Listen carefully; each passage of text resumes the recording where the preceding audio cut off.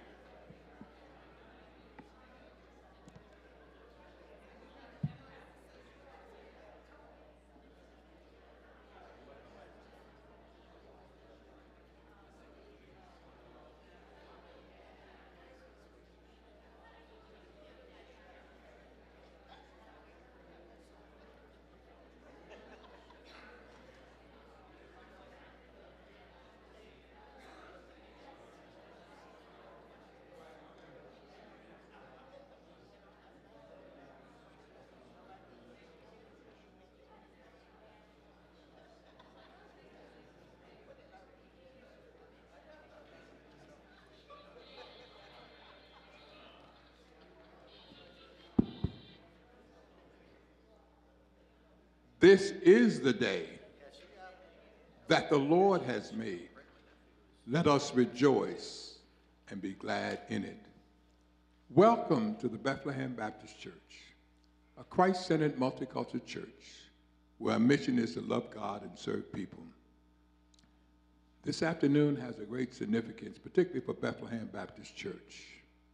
This year we're celebrating 187 years.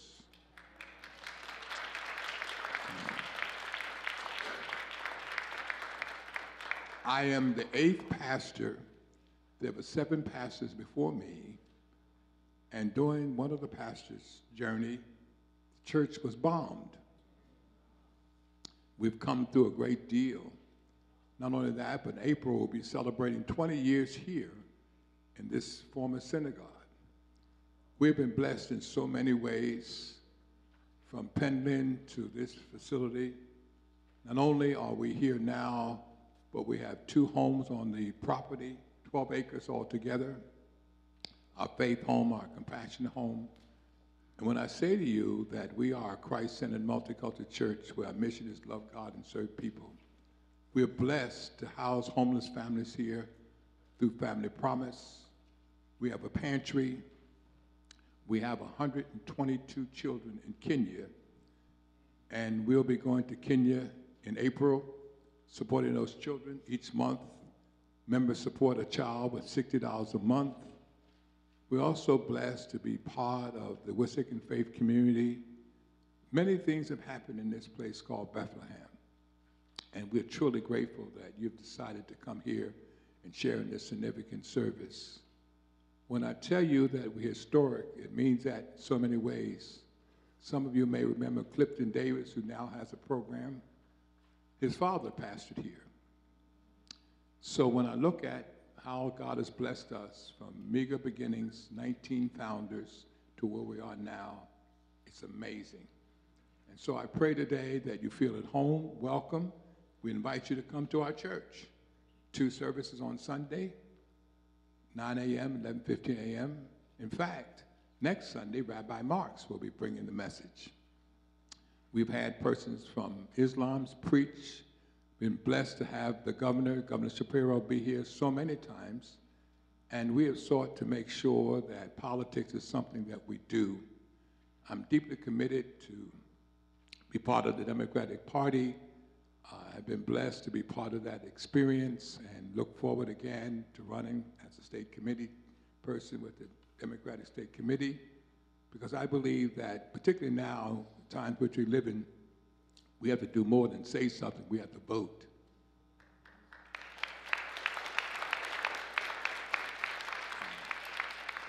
I'm excited about what God is doing, and I believe that we can make a difference, not only in our county, but in our nation, in our world. And so let's take a moment and have a word of prayer. Make sure that this afternoon not only provides us a glimpse of the past, but an opportunity for the present and the future. It's so important that we honor our past, but it's also equally important that we leave a legacy behind. In fact, every month I recognize one of the former pastors this year. So this month we recognize the first pastor, Caesar Edwards, who was here for 42 years. Don't tell my wife, but I'm on my 40th year. So she's calculating. But I love what I'm doing. I love the community. And I'm grateful to God for every opportunity God has given to us to make a difference. Let us pray. Gracious and glorious God, we thank you for this afternoon and for the opportunity to glean from our past, but also to look forward to our present and future. Bless every participant this afternoon. Give us peace and shalom. May we leave here on fire so that not only can we vote, but we can vote. We can raise our voices and speak out against any injustice, wherever it may be. So we pray, oh God, for our Jewish brothers and sisters who continue to experience anti-Semitism, all the things that are taking place. Bless us as a people, African Americans, all those, oh God, who seek to make a difference in the lives of each individual. Grant to us, oh God, your grace and mercy as we leave from this place. In the wonderful, powerful name of our God do we pray. Amen.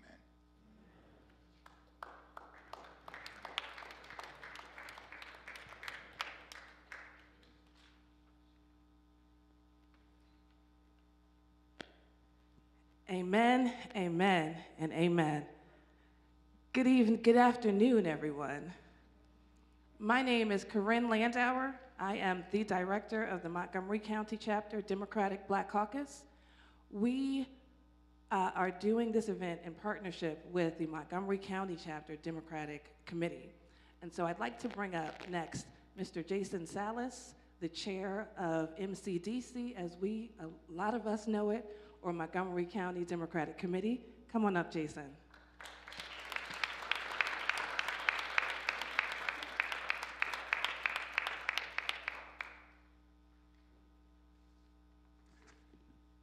Thank you, Corinne, for introducing me and for asking me to be part of this partnership Corinne called me a few months ago and had this idea, told me about the relationship that she and Tom have with Dr. Evans, and said, what would you think about working together on this? Do it by Zoom or in person? I said, let's do it. I'm 100% in.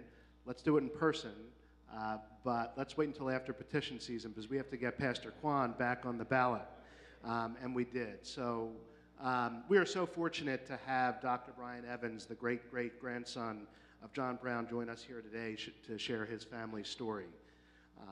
And again, I want to thank Corinne and the entire Montgomery County Democratic Black Caucus for this partnership and working together to bring everybody here on this Sunday afternoon, and what a beautiful crowd it is. Today's conversation connects us to one of the most consequential figures in the fight against slavery of American history, John Brown. He refused to accept injustice as normal. He believed that when human dignity is denied, people have a responsibility to confront it. Frederick Douglass, who knew Brown personally, once said, John Brown began the war that ended American slavery. Those questions about justice, courage, and about what we are willing to stand up for are not just questions of the past, they're questions many of us are grappling with right now in this moment. That's why tonight's conversation matters. The story of John Brown reminds us that the fight for justice has always depended on people willing to stand up and refuse to accept injustice as normal. Corinne also asked me to acknowledge a number of the special guests who have joined us this afternoon. It is a fairly exhaustive list, so I hope I don't omit anyone. Obviously, Reverend Dr. Quann, the pastor here and a member of Democratic State Committee. Tina Lawson, our Register of Wills. Is Sheriff Sean Kilkenny here? Sheriff is here. Our Prothonontary, Noah Marlier. Our Recorder of Deeds and Good Deeds, Gene Sword. Sitting next to me is Gibson O'Mealy, who drove 2.5 hours from Union County to be here. He's the president of the High School Democrats of Pennsylvania.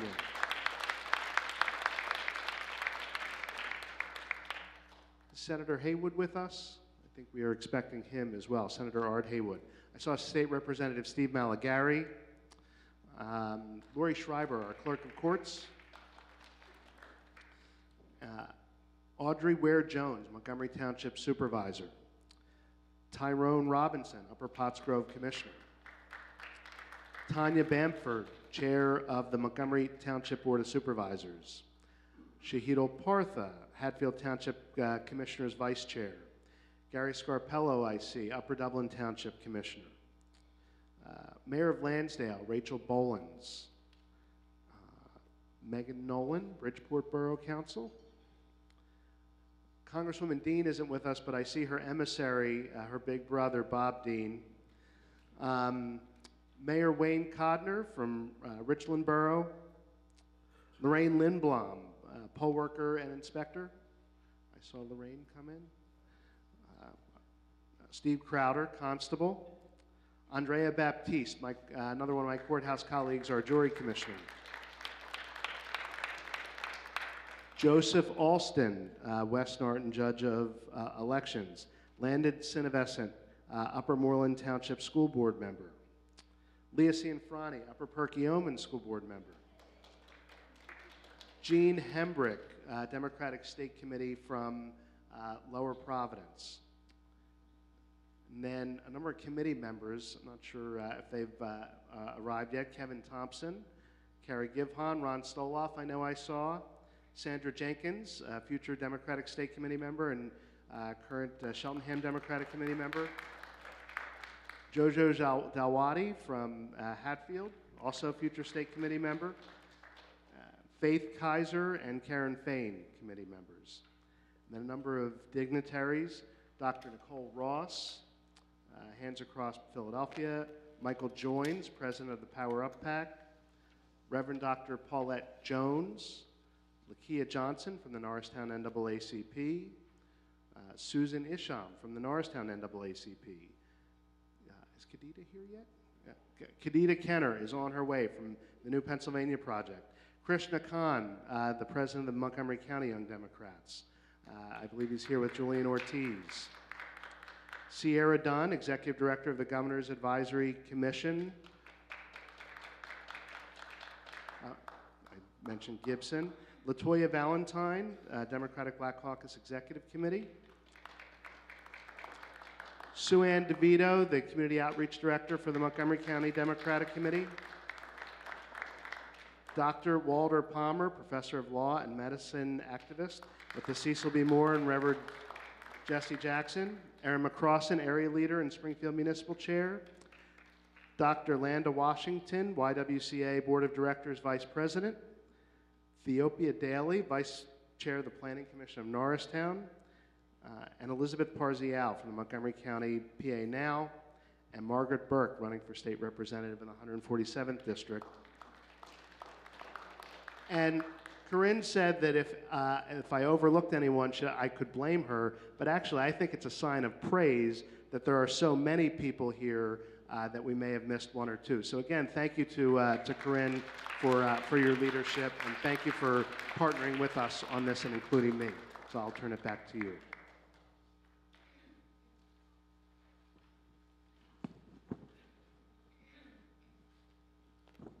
Thank you so much, Jason.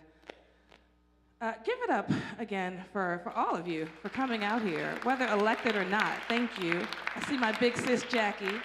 Hey, sis. We want to bring up next Ms. Sierra Dunn, who is the Executive Director of the Governor's Advisory Commission on African American Affairs. So Sierra, please come up here. Thank you.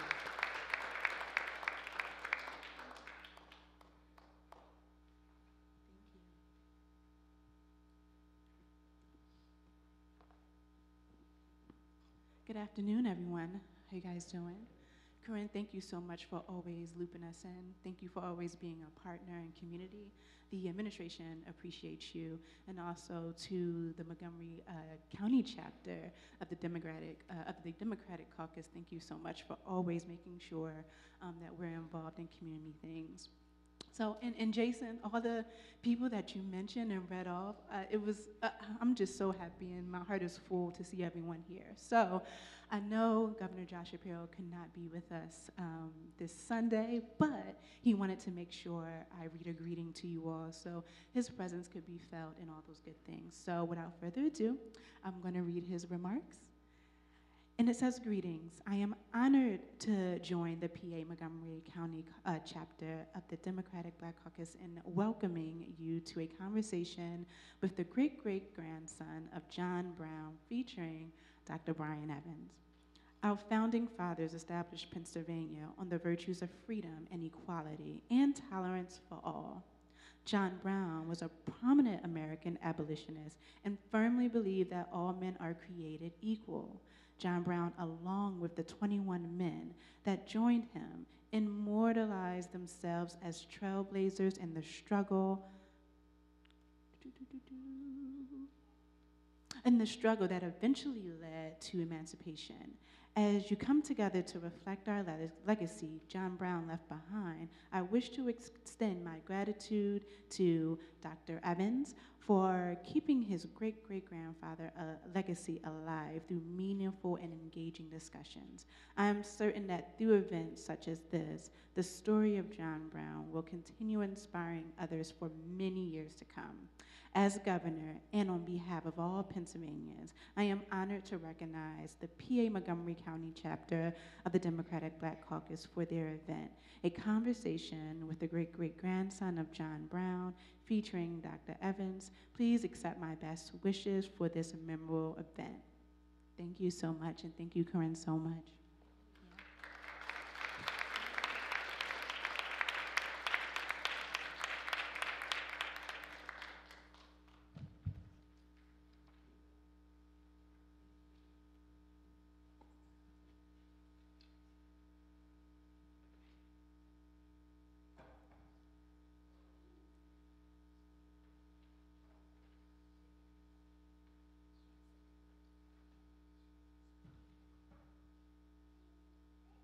Thank you so much, Sierra, and thank you so much to Governor Shapiro. All right, we're going to bring up next Mr. drove 2.5 hours to get here, Gibson O'Mealy, to come up and introduce our moderator and Dr. Evans. So come on up, Gibson.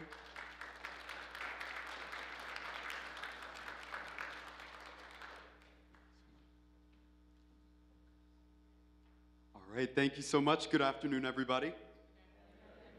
My name is Gibson O'Mealy. I proudly serve as the chairman of the High School Democrats of Pennsylvania. I am from Union County. For any of you who know it, it's up where Bucknell University is. And I'm so happy to be joining you guys here today with so many incredible figures, including the doctor. Let me just first say thank you so much to Quann, who is going to be our moderator today, for organizing this event. This is just such a wonderful opportunity to discuss a fight that is still so alive and something that is incredible to not only remember, but also to dedicate our lives to continuing that fight for justice and for liberty and for freedom for everybody. So please allow me to introduce our moderator. Like I said, Quann Landauer, aka DJ Coco, as some of you may know her, is the director of the Pennsylvania Montgomery County chapter of the Democratic Black Caucus. She is the first black woman elected state constable in Hatfield Township history and the founder of the Marion Lawrence Foundation, hosting chat and chew programs across the state, exposing young people to under-discussed career paths. She lives in Hatfield Township with her wonderful husband, Tom, and 3 phenomenal children. So please give it up for Quann.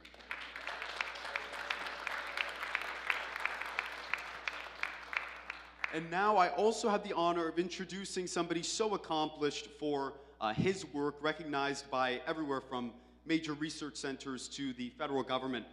Dr. Brian Griffith Evans has dedicated his life to advancing people through science and technology with a guiding principle, scientia est potentia, which is knowledge is power.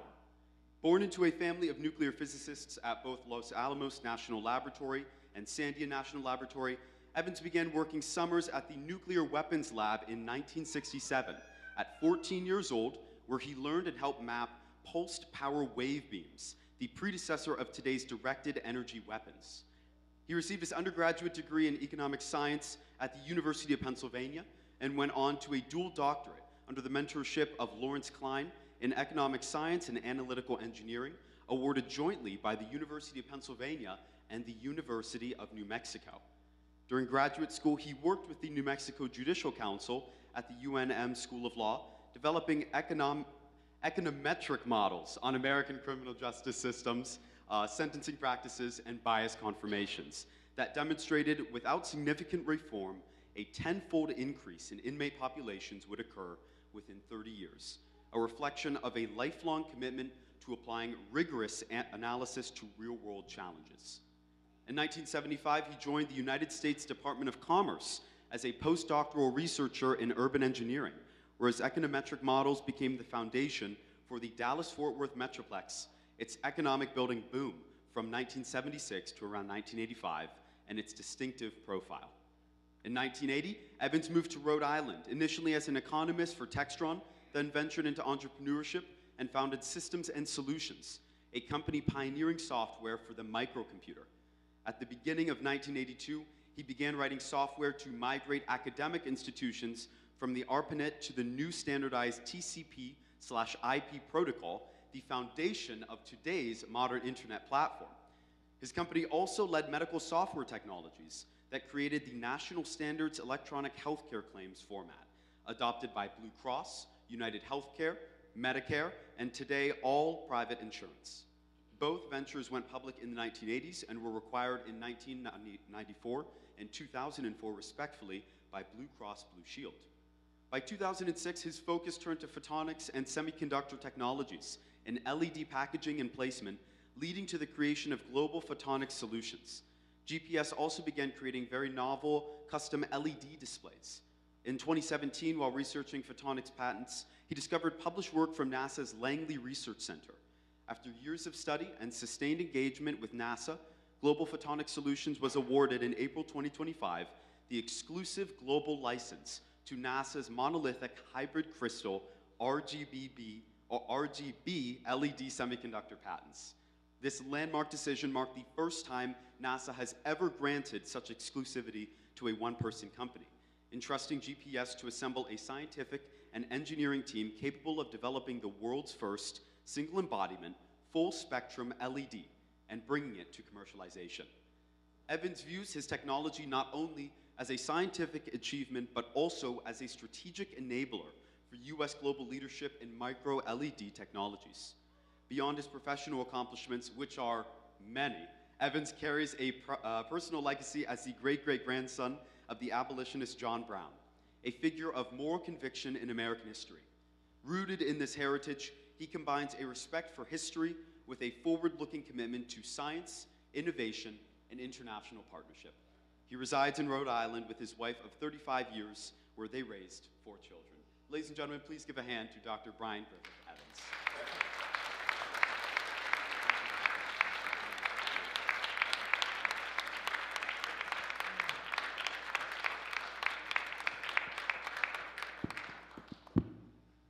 Such an introduction. Had I interfered in the manner in which I admit, which I have always freely admitted, had I so interfered on behalf of the rich, the powerful, the intelligent, and the so-called great, or in behalf of any of their friends, either father, mother, brother, sister, wife, or children, or any of that class, and suffered and sacrificed what I have in this interference, it would have been all right. And every man in this court would have deemed it an act worthy of reward rather than punishment. This court acknowledges, as I suppose, the validity of the law of God. I see a book kissed here, in which I suppose to be the Bible, or at least the New Testament, that teaches me that all things whatsoever I would do to men should be done to me. I should do even more so to them. It teaches me further to remember that they that are in bonds as bound with them. I endeavor to act up to this instruction. I say I'm yet too young to understand that God is a respecter of persons. I believe to have interfered as I have done, as I have always freely admitted I have done, in behalf of his despised poor, was not wrong, but right. Now, if it deemed necessary that I should forfeit my life for the furtherance of the ends of justice and mingle my blood with the millions in this slave country whose rights are disregarded by wicked, cruel, and unjust enactments, I say let it be done. Those words were the words of my great-great-grandfather on November 2nd, 1859 in Charleston Courthouse.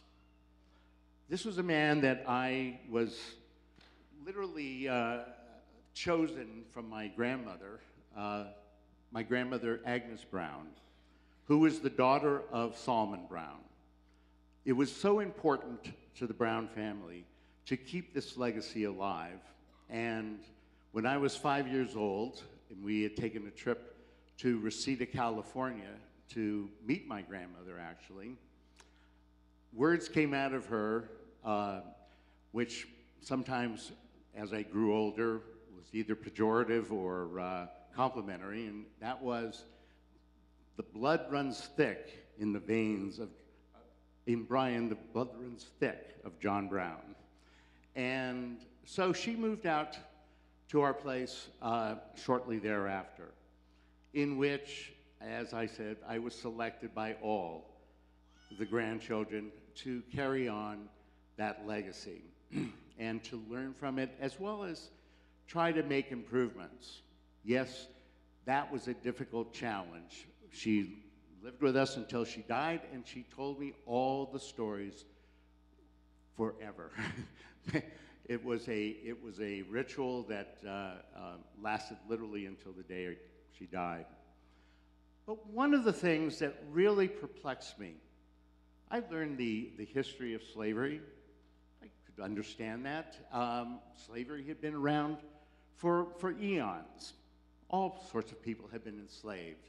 The Celts enslaved the Slavs and vice versa. But what was different here, and that was the thing that was really bothering me, there was something different. And I would ask constantly, the why. Why did this happen? And not only why, but how? How does something that was actually, frankly, protected by Christendom? For instance, you could not be a slave if you were Christian.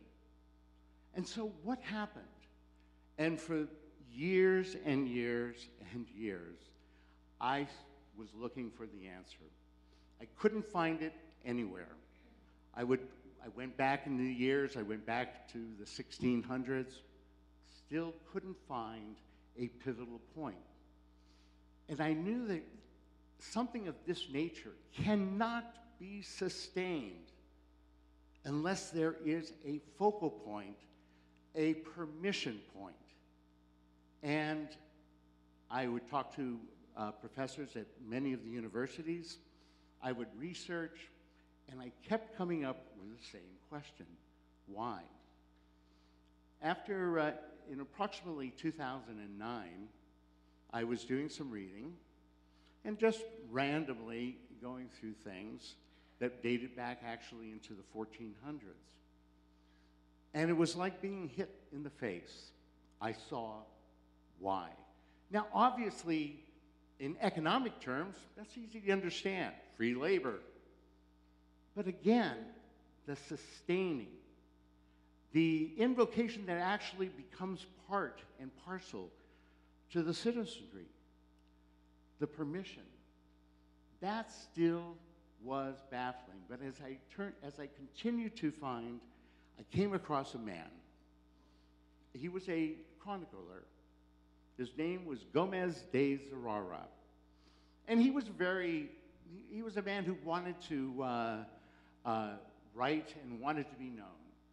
And his writings were somewhat okay, but there was an opportunity suddenly. And that opportunity was by King Alfonso V. His nephew, Prince Henry the Navigator, who was eager to go on a journey and document it, well, his uncle made it possible.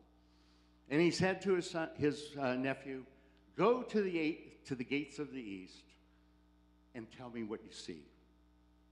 Go down through the Horn of Africa, tell me what you see." And as that began to write, and he wrote in his chronicles, I started to see what really happened. How did something that was protected on one side by Christendom and was still very much alive?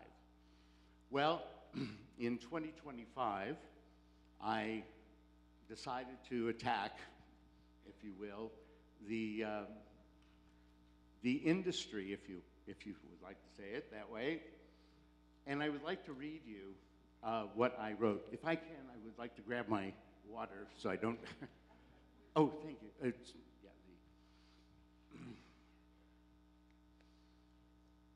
This was something that I had worked. Oh, thank you so much.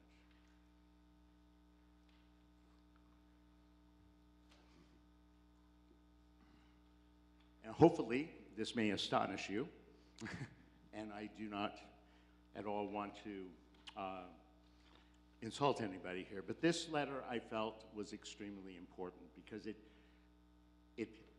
took care of the why. And I will read it. Dear Pope Leo, with deep respect, I write to you as an American and as the great-great-grandson of John Brown, the abolitionist who gave his life to awaken this nation's conscience to the immorality of human bondage. His legacy lives not only in my blood, but in my conviction that silence before injustice is itself a sin against humanity. In October 2025, I was in Kansas filming for a CNN docuseries on slavery and America's unfinished reckoning with its past. Kansas, where the first sparks of the Civil War were struck, remains sacred ground in the long struggle for human equality. As part of that program, I spoke about what I believe to be a necessary moral act, that the Catholic Church must formally apologize for its role in the enslavement and dehumanization of African peoples, and for its centuries-long failure to publicly rescind the decrees that made such atrocities possible. Where does this origin lie? It was under Pope Nicholas V, through Dum Diversus, 1452, and Romanus Pontificus, 1455, that the Church authorized the capture, subjugation, and perpetual enslavement of Africans, based on writings that depicted them as non-human. Those decrees became the theological foundation of the transatlantic slave trade, sanctioning a hierarchy of humanity that justified exploitation, colonization, and generational trauma that persists today. Through centuries, though centuries have passed, these documents have never been formally revoked.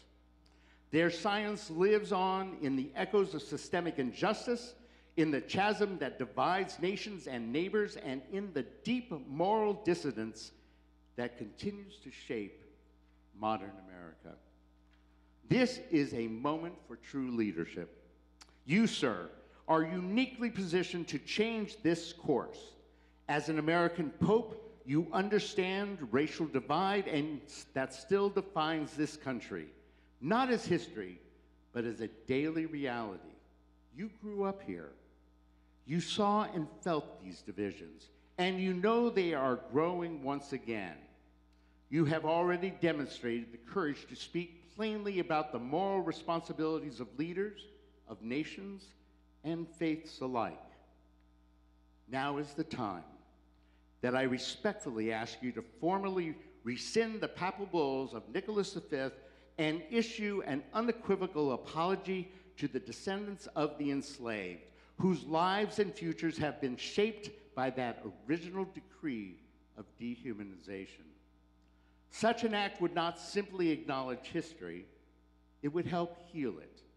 It would demonstrate that moral courage still lives in the church that once failed to show it, and it could inspire this nation's leaders to follow suit, to face our collective inheritance that take meaningful steps toward reparative justice.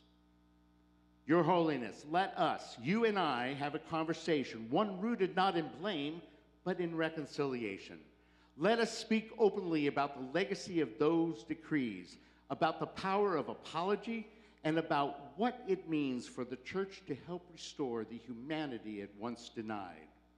Such a dialogue, witnessed by the world, could mark a turning point, a moment where history is not rewritten, but redeemed. If my ancestor, John Brown, gave his life to awaken America's conscience, then perhaps your voice today could awaken the reparation America so badly needs and the world must see. Your leadership carries the weight of history and the chance to change it and repair it. You could be the first pope to confront this wound in full daylight and declare that the church no longer stands apart from the suffering it helped create, no longer refuses to remember, but instead stands with the humanity and humility beside those once condemned. That single act could ripple through time, transforming faith, bridging nations, and beginning the long process of healing that both the church and, frankly, the world so desperately need. I have yet to get an answer, but I'm not done with them. But it is so important, and the why was so important, how this could happen, and that was where the permission was given. And that permission has been embedded into people throughout the rest of time here. In the United States, we still have these divisions. We still have these consequences that take place. it is up to each and every one of us to start to uncover the very tools that were used. I do believe that when people understand why, and in a much, much broader term, because here was a situation in which four men, not in a conspiratorial way, came together. King Alfonso, well, frankly, he wanted a slave trade, and he had been doing this. The problem was, every time they became Christian, well, they were no longer part of the inventory. Prince Henry, he just wanted to go out and see things, and Gomez de Zerara wanted to write about it. The problem was, though, with Pope Nicholas, who wanted to spread Christendom, and especially into Portugal, this was a perfect opportunity. Give me an inventory that cannot be repealed. And that stayed in the American conscience and has stayed in the American conscience. We have there, just because the Civil War ended, did not mean the prejudices ended. In fact, they increased. Today I am writing a book, and it's for the most part finished. It's going to go to editing and publishing this year. And the book is called, Why is the Negro Still Lynched? It is not written for black people. It is written for white people. You know the answers. You know what has gone on. But white people need to have this. I don't know, do you have the, a very wonderful artist here in Philadelphia, Lloyd Cooper, has done the cover for this book. This is an American experience. Go ahead.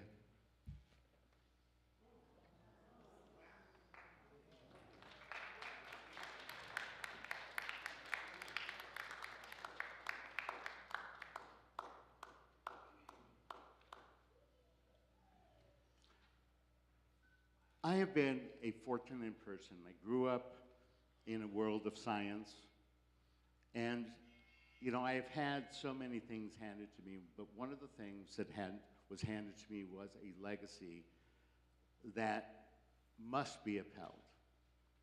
The work is not done. When I think about Frederick Douglass and John Brown, who were incredibly close and understood each other so well, what would they think today? What would they think if they were standing here, and how we have progressed? They wouldn't see a lot of difference. Douglass certainly wouldn't see a lot of difference from 1895 to 2025. All right, yes, some of the rules have been changed. Some of the things that were very written have been changed, but they have not been abolished. And it is, and I felt very, very much up to me to continue Douglass's work and his question, and also, did Brown actually succeed? And it's interesting because a lot of people get the history wrong in one very, very, very important part, and that is Harper's Ferry. Excuse me for a moment.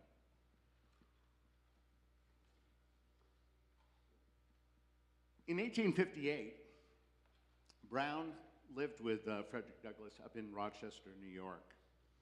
And this is where the planning of the Harper's Ferry took place. And what's fascinating about that is I have some of the original letters, and it's so cool to look at letters that both Brown wrote to, for instance, Annie Brown, his wife, and also Frederick Douglass. And sometimes they would write around they would stay on the same page, but they would write around the perimeter of the paper. There were so many things written, but one thing that became unequivocally clear, there wasn't going to be this violent insurrection that take place in Harper's Ferry. It was already known that there weren't going to be lots of people joining, and the last thing that both Brown and Douglas agreed upon was a slave insurrection is not going to bode well. There would be far, far, far too much loss of life. But also Brown recognized one other thing, and that was that by that point, in 1858, Frederick Douglass was the most photographed individual in the world. And he understood the power of the media. And all Brown needed to do was stay alive as well as keeping the others alive. And although he lost his son, one of his sons, he understood that if he could stay alive long enough through a trial, that the nation would indeed have a moral reckoning. And so it did. It very, very much did. He utilized the media. He utilized the newspapers from one end of this country to the other to try to get across the point of what people were doing to other people. And he, I think, was very, very successful in that. His legacy ends, however, by the construct of the Civil War. And the Civil War, once it ended and Reconstruction took place, well, things were a little bit balanced, but once Reconstruction was over, once Andrew Johnson became President of the United States, there was no more Reconstruction. There was no more guardrails. And we have seen things such as redlining. We have seen all sorts of systemic oppressions because people need to understand that everyone is a human. We are not divided in races. There's only one race. And some people are lighter and some people are darker. But they're all people. And that was one of the things that I'm hoping to really get across. I am very, very much not wanting to, I'm not sugarcoating this. There's a lot of vileness in this world that needs to be exposed. And that's the attempt in my book, is to really expose it and to bring people back together to realize. One of the fascinating things that always also bothered me, especially when I was in college, was I had read the philosophies of Socrates and Plato. I understood the ancient Greeks, and I also understood that they went to Ethiopia, for instance. They learned from the kings of Ethiopia. Then but that took place in the early 1440s. There was going to be a method. And there were too many causes for it to not happen. And so we live today I live at least today with a hope that we'll be able to notch through things one at a time. And, as my father once said, do well and you won't need your ancestors. Well, I'm hoping I will do well. And I'm hoping that this will start to make an impact. And one of the things that I've thought about, resistance is so necessary. People have asked, well, what can I do? Of course I don't like prejudice. People need to get active about it. And proactive. It's one thing to say, well, gee, I don't believe in slavery, as they did in Boston, for instance. You could go up and down the streets of Boston and find pretty much everybody would say, no, I don't believe in slavery. What are you willing to do about it? well, I'll wear a little pin. I don't believe in slavery. That's not simply good enough. It takes involvement. It takes a conscious effort to really be able to bring people together and understand. And I do believe that when people do understand the real causality, they have a paradigm shift. And that's one of my intents. But it also means that people need to get very, very much involved in their own life's work. As, I'm sorry, the individual that introduced me had so eloquently said, I was awarded by NASA. It's the first time NASA has ever done anything like this. And I have been putting together lots of things with it. But then I had a kind of a reckoning.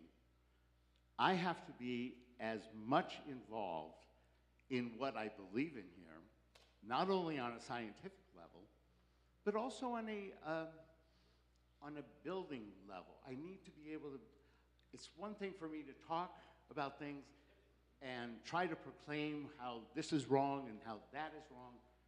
I have to do myself. And so as I started to look at this, I realized that what NASA had done for me, I'm going to do. I'd like everybody for a moment, just to kind of step back for a moment. I'm going to take you on a journey. It is a beautiful Friday night in 1926. The height of the Harlem Renaissance and Black America is reshaping the cultural soul of the country. The Harlem streets are echoing with jazz and poetry. The cafes tonight are filled with the resounding words of Langston Hughes. And down the road is the blossoming writings and genius of Zora Neale Hurston. Her stories like How It Feels to Be Color Me, being read aloud on the sidewalks to small audiences. The neighborhoods are dancing, singing, and delighting their souls to the music of Duke Ellington. It is not just a creative outpouring, it is a declaration, being sounded by trumpets and words pouring virtue and intellect. It is the unstoppable Black brilliance, proclaiming we are here and we will not be denied.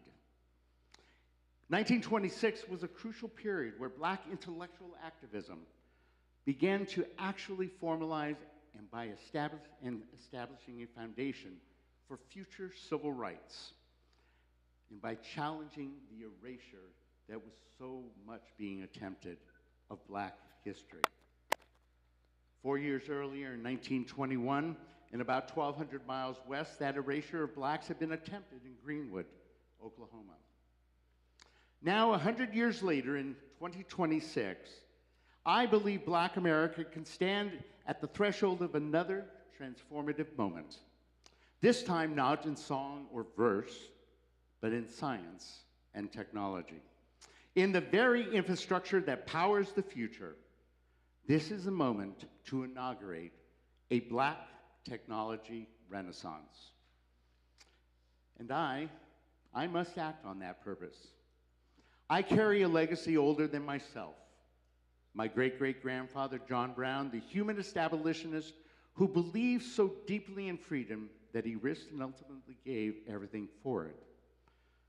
His dream was not just about the end of slavery. His dream was about the full elevation of Black people, free not only in body, but in opportunity, free in ownership, and free in destiny. That dream has passed through generations and landed burning in my hands.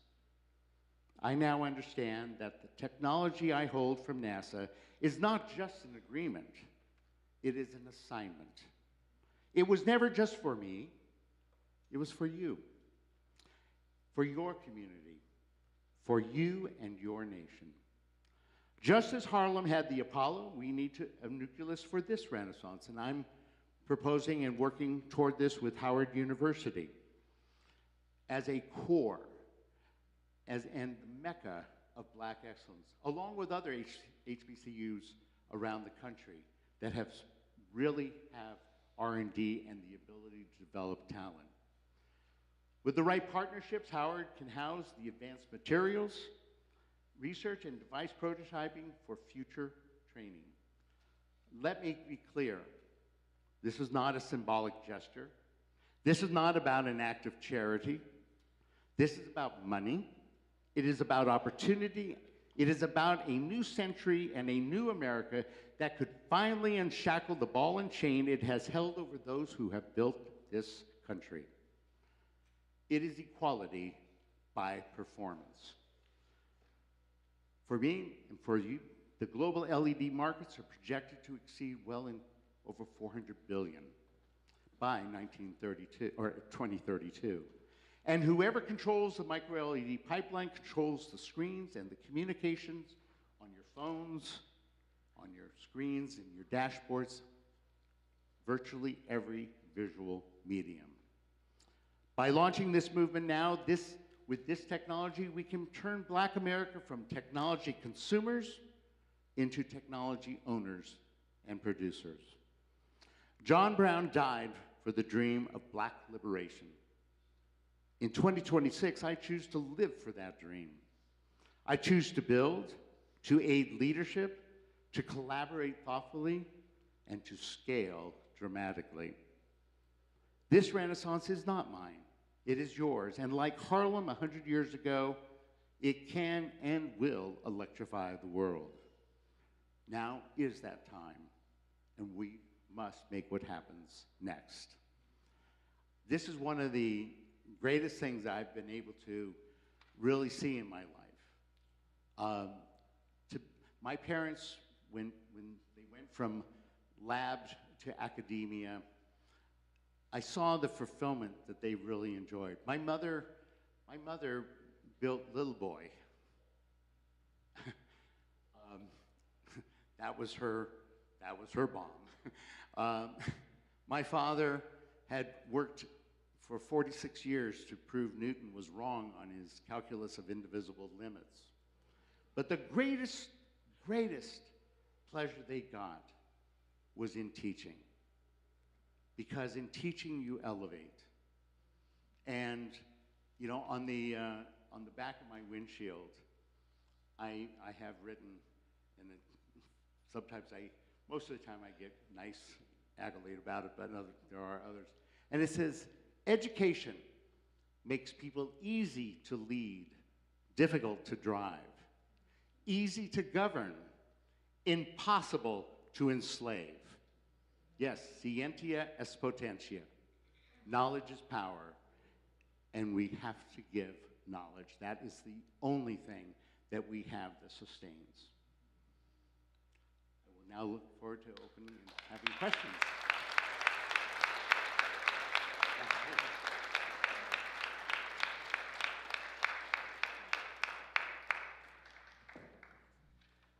Thank you so much, Brian.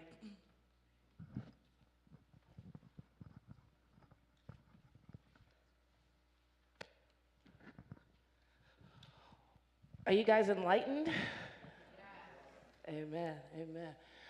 I want to shout out my good sis, Reverend Dr. Katie Rowe, as well as Khadija Kinner has joined us, so thank you, ladies.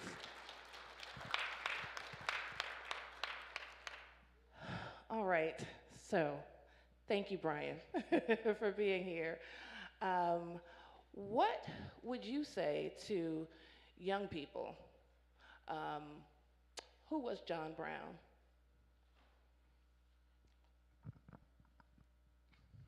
John Brown was a man who grew up inflicted by what was taking place.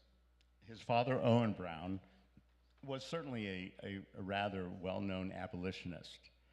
What affected John Brown probably the most was a little boy being rather heavily beaten. And he just did not understand. He was about 8 years old when that took place. And he could not understand what on earth would some big brute be doing this for? I mean, it just was unfathomable. This wasn't a spanking, this was a beating, and it stuck with him. And he started to really understand that there was such a division. And he was very principled. I don't believe that all of his principles, yes, may have oriented from the Calvinist religion and the Calvinist ideologies that he had, but he was still very much a believer that people could indeed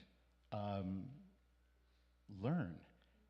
And so, who was he? He was a man who was of deep conviction and was not going to let anything stand in its way. He hoped at one point, like William Lloyd Garrison or Jarrett Smith, that one could achieve abolition without any kind of battling. That left him before he even met Frederick Douglass. And he understood that this is, you're not going to appease, and it's not going to be something that you can put off to another administration. And that had been being done over and over and over. He understood that, America was not founded by people who wanted democracy. It was founded by white people with property, whether it be real estate or whether it be human. And that's the club that America was made by. And he really wanted to obstruct that. So he was a man that understood history. He also understood the human and what was necessary in order to get people to change. And sometimes you just have to shock them.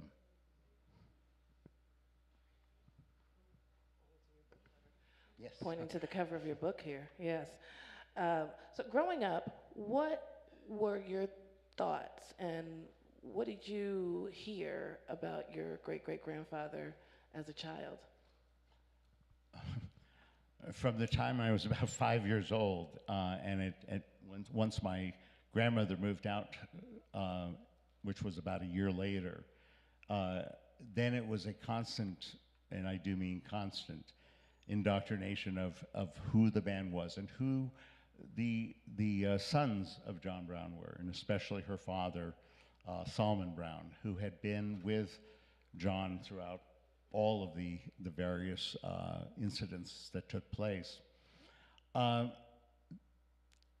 It was also something that was not overly discussed, with my mother and father. They sort of knew that, Brian had gotten selected by grandmother, and he was going to do it. I grew up a little bit differently than most kids. I grew up in a laboratory. We were the first generation of kids. There was only a few of us that were from scientists at either Los Alamos or Sandia. And so they all thought, well, gee, why don't we just teach our kids? It'll be easier. We don't have to find babysitters or anything else. And so they did. And so for the first several years of my academics, I grew up in a laboratory. And it was a great, great education. It was also a frightening situation because I spent, I think it was about 3 weeks at a public school. That did not work well. Simply did not work well. So they arranged that I would take all the various exams, and wherever I could get in, whatever university, I would go. And University of Pennsylvania was one of the colleges that accepted me at the age of 13. I grew up also with parents that when we left the laboratory, they wanted to find a place well, as they put it, we could think. And they found a place literally out in the middle of absolutely nowhere, and a long ways away from humanity, etc. And that's where they did their thinking for the rest of their lives. We also grew up with a few animals. Corinne had wanted to see one of them, and this is a picture of my mother and our cat, one of them. That is Saib. Saib lived with us for 13 years, a male African lion. He lived with horses and cows, a pig, dogs, cats, and periodically a stray that would come and find us.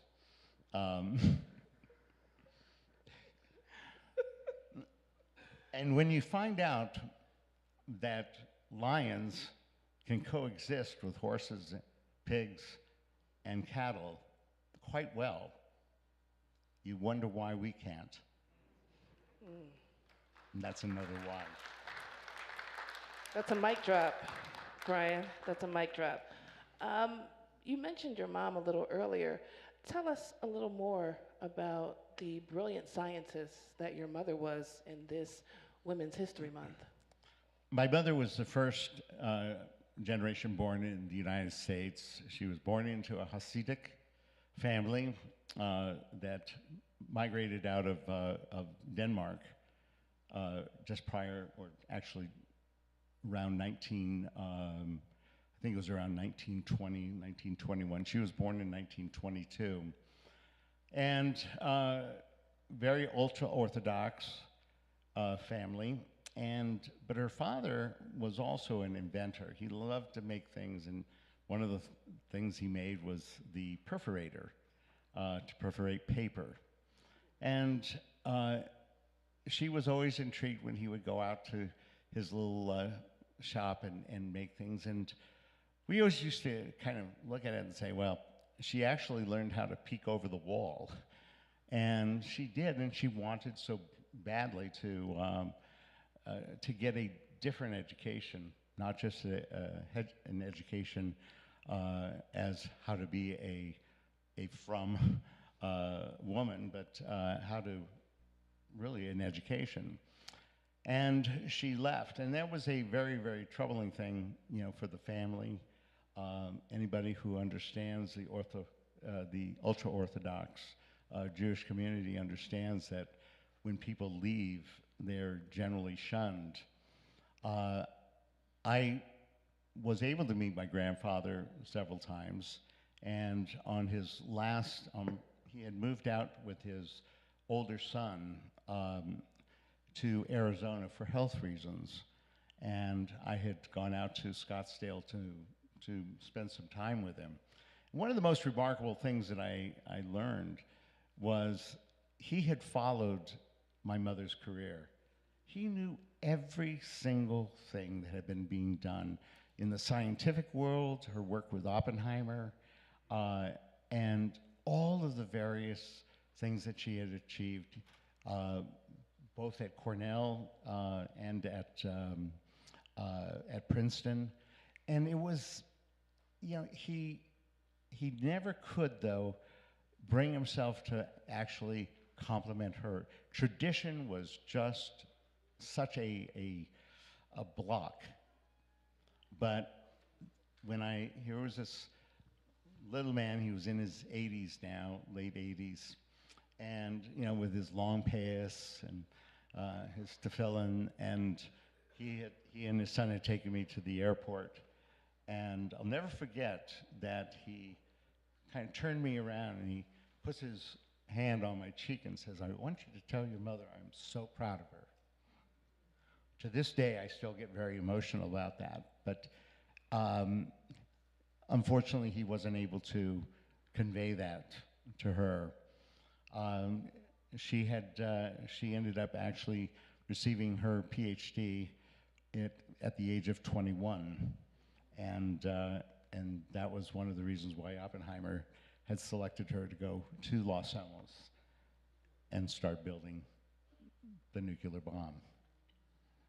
That we have I have a letter from the secretary. At that time, it was the Secretary of War, in April 1946, and for her work in the not only in the building of the atomic bomb, but also the ending of World War II. That always sat over the toilet growing up. It has elevated itself into our dining room. But she had very, very definite opinions about it and where we were going. Can you tell us about the connection? Some may be familiar with the connection between John Brown and Frederick Douglass. Can you tell us about the connection between John Brown and Harriet Tubman? Harriet Tubman was certainly was very influential and a gatekeeper, if you will. A lot of people don't realize that she was extremely selective on those that she could reunite. And John Brown understood this. One of the things that was very frightening to Tubman, and this is actually in a couple of letters from John Brown, and that was the type of people that were going to be able to get all the way to freedom. Her whole emphasis was on the success of getting the Underground Railroad and getting people through it. And it was devastating whenever there was an encounter of somebody who simply wasn't healthy enough or simply was too young. There was a very big fear because those were the things that could actually hamper her success. Brown appreciated that very much, and he wrote about this actually in a letter to Douglass, that it was so necessary to have people who literally had a conscience about others and whether or not those others would be successful, knowing full well that being not successful was very much like possibly being killed. So Harriet Tubman was she was an incredibly wise woman, and absolutely fierce in her convictions. But I do think that those convictions, from what I've been able to glean and what my grandmother talked about, was they were measured. They were so measured, and I think that's why her success was so well done. How y'all feeling out there?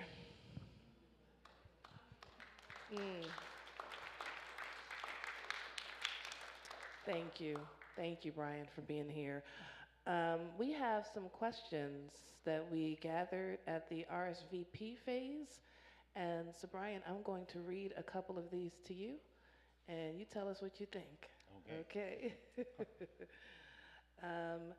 first question is, channeling the spirit of your great-great-grandfather, what would you tell white folks, not my words, who are too tired or too upset by the news or current state of affairs in this country and feel helpless?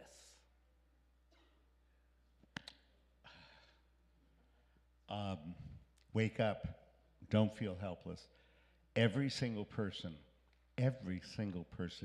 can make a difference. We have not encountered a time like we are in today. That is so clear. There's an author out who actually wrote a book about this, which I think is extremely important. His name was Seward, Stephen Seward. He wrote a book called Cruelty is the Point. In the 1800s, in the 1900s, cruelty was not part and parcel, in the conversation. There wasn't a deliberate attempt and an administrative attempt to be cruel to people. That was just, we didn't go there. So today, I think it's the awareness that people have to have to the degradation that is taking place. There's far more people who despise what is going on than there are who celebrate it. And even though the ones who are celebrating it right now, that's short-lived. As immoral as it is, you will find people who do not want to stand up and be counted. They would rather work in the background. But today, I think everyone needs to stand up. We need to be involved because there is a tremendous amount of good that can come about. I want to share with you one thing that has certainly happened. And Pew Research did a fascinating study over the last couple of years. And this is around the world. And the question was very simple. Do you think that your fellow citizens and others around the world are good or bad? To our north, Canada, 97% felt people are good. Every single country in the world that was challenged, and there were about 120 of them, every single one had high ratings for how people felt about each other, except the United States. We were well below 50%. The majority of people think that their neighbor, their colleague, etc., are bad. That is what's pivoting groups against each other. Liberals against Democrats, conservatives, or liberals against conservatives, Democrats, Republicans. We've never seen something in which the admonishment of a political party was deemed evil. That didn't even happen during the time of Abraham Lincoln. So we need to be conscious of what the divisional lines are.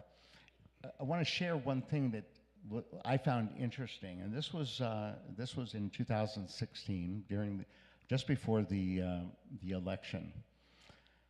And I was driving through an area, and every single house there was Trump signs up and down the road. There was a man out on his little garden tractor mowing his lawn, and he must have had about 4 Trump signs in his lot. I pulled over, and as he kind of came around, I asked him if I could have a conversation with him. I was curious, and maybe I could learn something. At first, he was a little reluctant, but we ended up talking for about 2 hours. And I was shocked. I was absolutely shocked in listening to him because I didn't see too much difference. He had children. He wanted to see his children grow and get educated and have a great life. And I was very, very perplexed. As we were walking back to my car, he puts his hands on my shoulder and he said, and I turn, he goes, "Brian, what do you think the neighbors would think if I had a Biden-Harris sign out there?" And it was the first time I really understood the power of the word inclusion and exclusion. Those fears are so embedded, and we need to relinquish those. We are all the same, so much the same, and we shouldn't be worried about being included or fear of being excluded.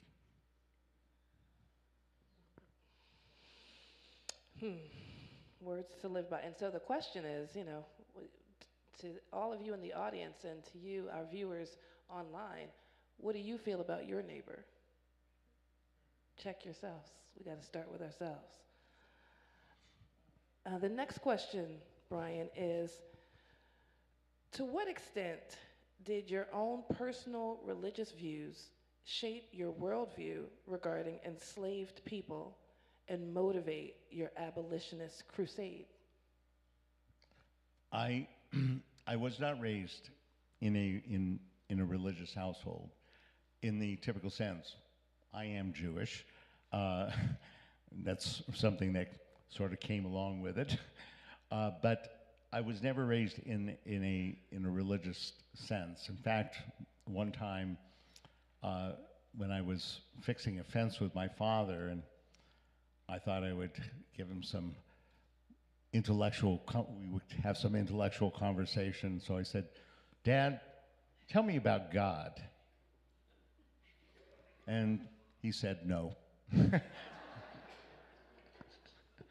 That was pretty much the extent of that conversation. But it also was because he felt, morality is something that we all inherently have. And you need to learn that. You need to understand what morality and ethics are like.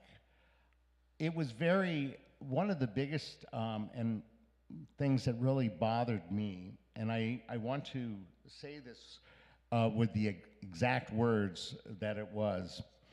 One of my closest friends from the laboratory, his name was Ricky Williams.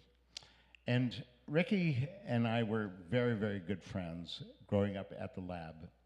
And one summer, this was 1970, we decided we needed to make some money.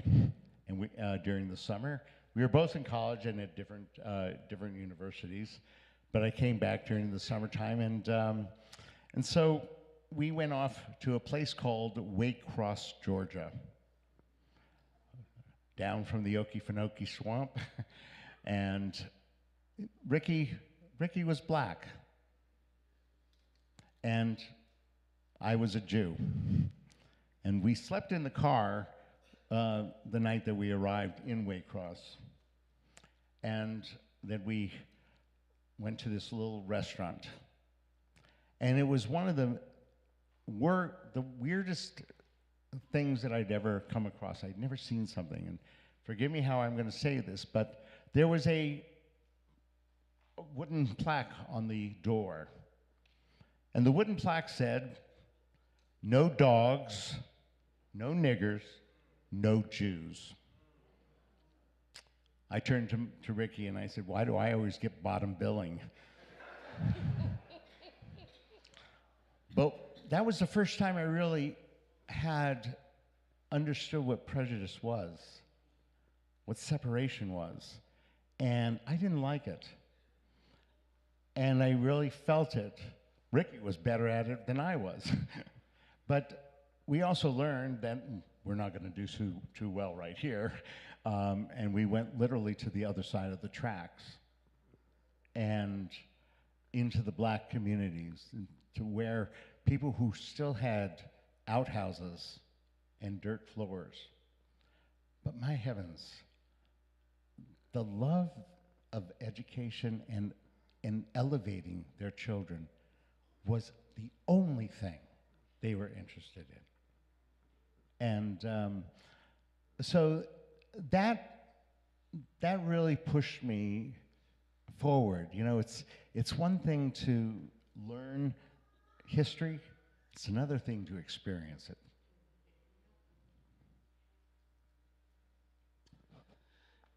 Amen. How has carrying this lineage influenced your personal or professional life?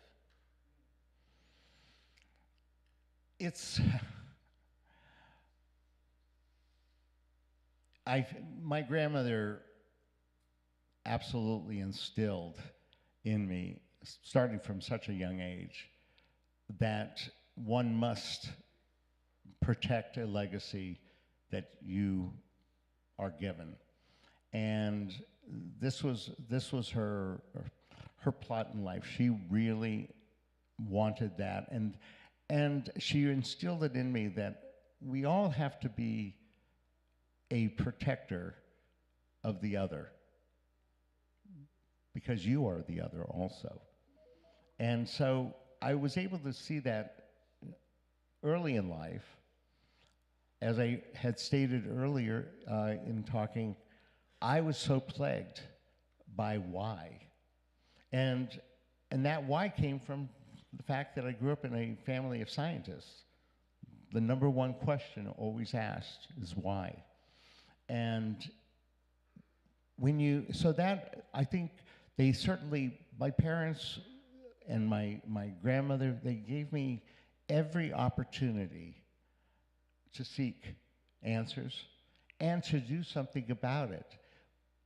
Just as my father, when he was at Reed College, he felt that there was something wrong with the calculus.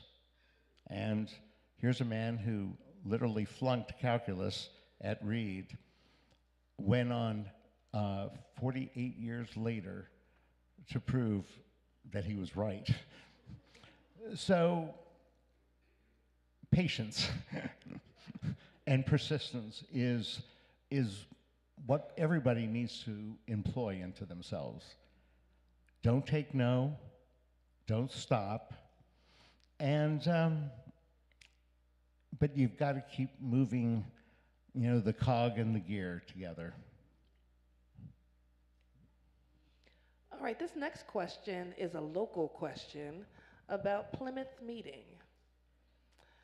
Did John Brown have a connection with the abolitionists in Plymouth Meeting? What did he think of the Quaker nonviolence approach to abolition? He actually thought it was a waste of time. I'll be very frank with you. And he wrote about that quite a bit. He understood that one must purge a land, and to purge the land with blood.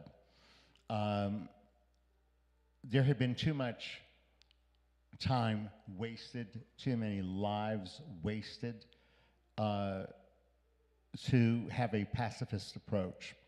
The people such as William Lloyd Garrison and Gerrit Smith, who were certainly well known, but they were not interested in actually taking up any physical battle. And he found that was just a deplorable way to approach such a vile subject. Okay, thank you. That answers that. Okay, so are you ready, Brian? Okay. Okay. I don't know.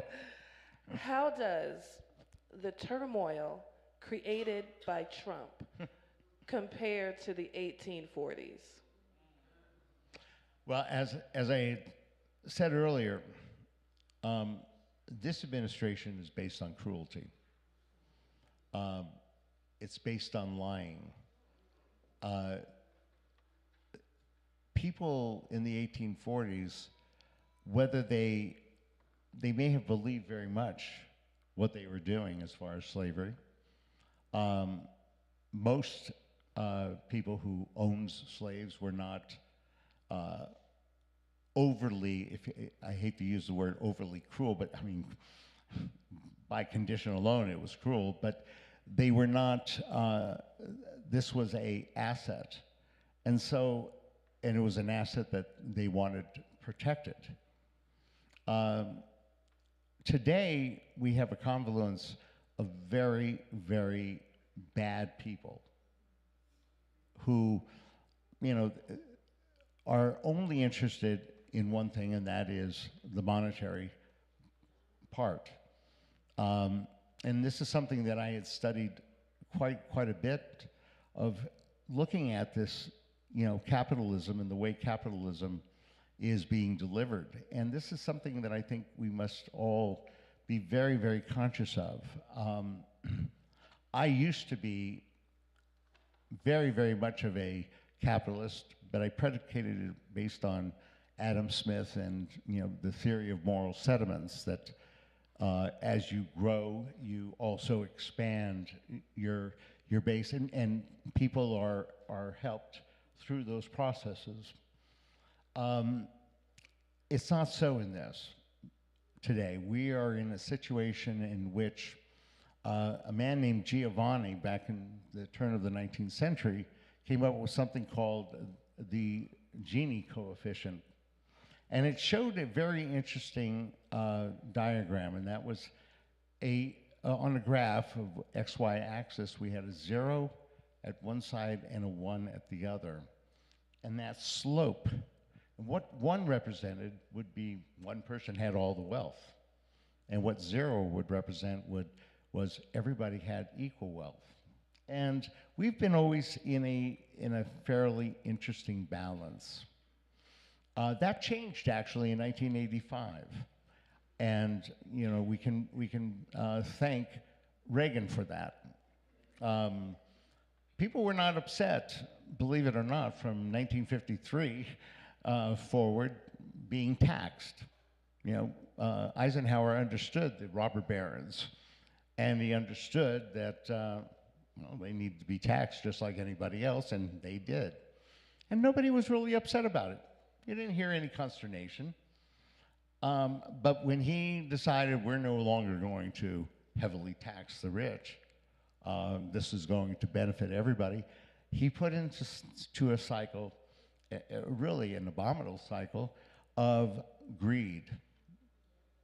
And greed as a legitimacy, and greed as taking away from. They all, from Nixon to Reagan and further, they all worked on the Southern principle. And that was, we are the ones that need the wealth, not them. So I don't like to correlate the 1800s with today. Today we have an aberration. Hopefully it's one that, and I do believe it is, because I am so probably naive in certain ways, but I am an idealist. I believe in I believe in humanity. I believe that humanity sometimes needs to have lessons, but humanity always finds its way right. And I hold that. I hold that very dear.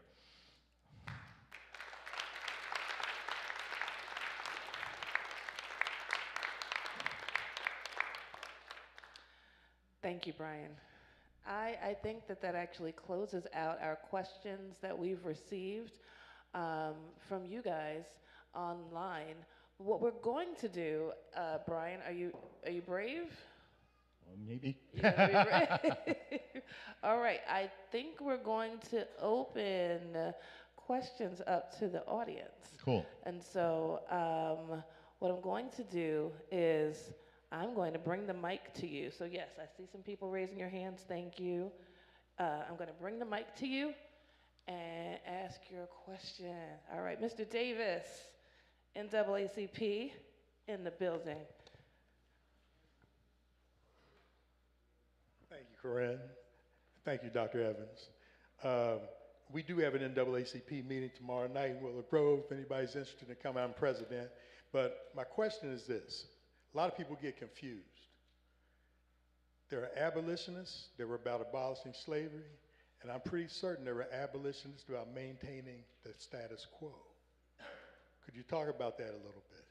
Yes, most of the, quite frankly, most of the abolitionists were more about maintaining the status quo, and well, the next administration will be a little bit better. We'll get the point across. There's a interesting story about that took place in Boston. There were so many people that in the 1850s that wanted to see slavery abolished, but it wasn't enough for them to take up the sword, if you will. It wasn't enough for them to conflict with others. they wanted their voice heard, but part of a broad voice. So yes, there were lots of people who would say, well, of course I'm not against slavery.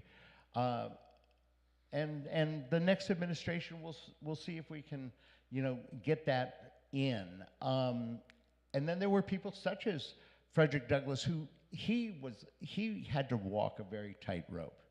And he understood that. And he understood that, he could not be a person to ignite insurrection because it would come right back to him and would probably set the course backwards.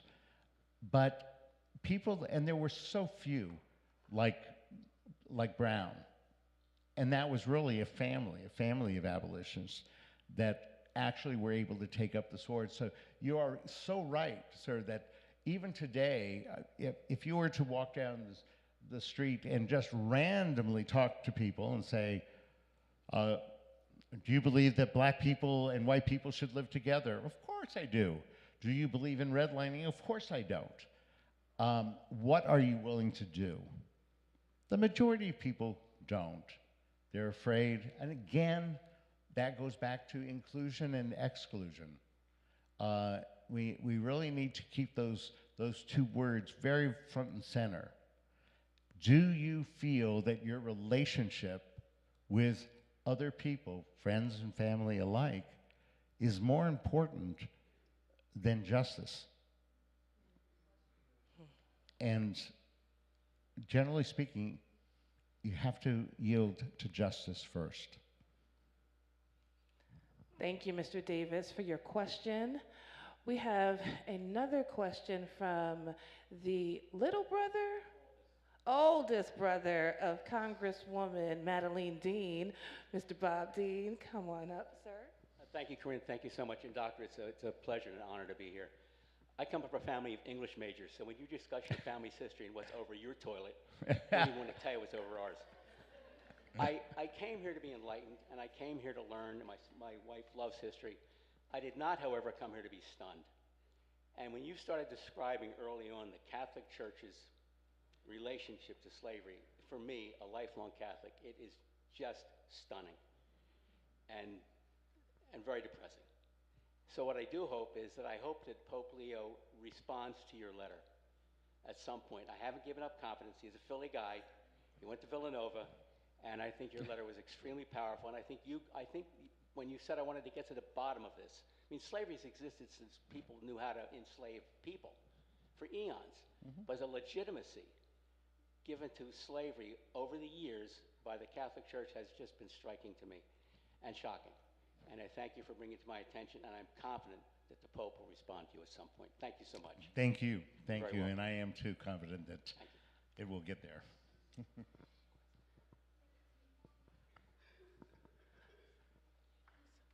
All right, one more question. Here you go. Thank you very much. My name is Adrienne Crowder. I'm with the Black Democratic Women of Montgomery County. And Mr. Dean, I'm just going to build off of your comment.